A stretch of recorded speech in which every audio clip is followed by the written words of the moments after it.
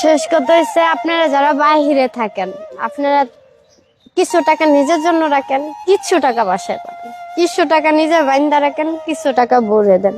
আবার বউরে এত বিশ্বাস করেন না, মারে না দিয়া বউরে দিয়া দিবেন।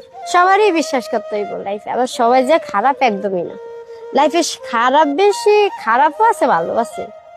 আপনারা সবাই টাকা পয়সা সেভ মতন রাখবেন, টাকা থাকলে দেখবেন আপনার পিছনে মানুষ তেল দিতে ঘুরবো। আপনারা বলবো আসেন আপনার পাটা টিপে দেয়, আসেন আপনার গাড়ির দরজাটা খুলে দেয়।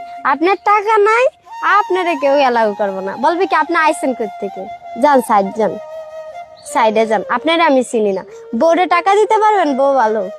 মারে টাকা দিতে পারবেন, মাকে ভাইও বাবা খাওয়াই দিই, আমার বাবারা সুখে হয়ে গেছে। এই যে আমার মা যেমনি আমারে কইতো, বাস্তবতা এমন একটা জিনিস। আপনারা সবাই ভালো থাকবেন, ঈদ সামনে আসে, আপনারা অনেকজনে বোনাস পাবেন, অনেকজনে বেতন পাবেন।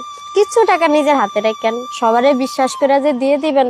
আপনি যখন অসুস্থ হয়ে পড়বেন, আপনি যখন কিছু হবে, তখন কিন্তু ভাই আপনারে কেউ দেখবো না। আপনি কিন্তু কই বাইরের দেশে পইচা পইচা মরতেইব। এই যে এত রোদের ভিতরে কাজ করেন, আপনারা কি আপনার মায় দেখে? আপনার মায় তো ঠিকই মাস শেষে বলে, বউ বলে যে আমার জন্য কিছু ফাড়াও না, কিছু করো না। কেন ভাই, আমরাও তো কষ্ট করি, এটা তো আপনারা বোঝেন। বাংলাদেশের মানুষ মনে করেন কি বাইরে অনেক সুখে থাকে, কিন্তু আসলে বোনরা, অনেক বোনেরা কাজ করে বাসা বাড়িতে, একদমই সুখে থাকে না। বোনরাও অনেক কষ্ট করে। এই যে মা বাপের দেশের থেকে বলেন যে টাকা পাঠাস না কেন, ওকুলে কি করস, মাস্তি করস, ইয়ে করস, একদমই না। ওরা অনেক কষ্ট করে, টাকা যা পায় তাই পাঠায়। সব টাকা পয়সা যদি মা বাপরে দিয়ে দেন, লাইফে বাংলাদেশে আয়া কি করবে? বাংলাদেশে আয়া আমার মতন এমন ফুল বেচা খাইতে পারে, ভিক্ষা করে খাইতে, কিচ্ছু করার নেই।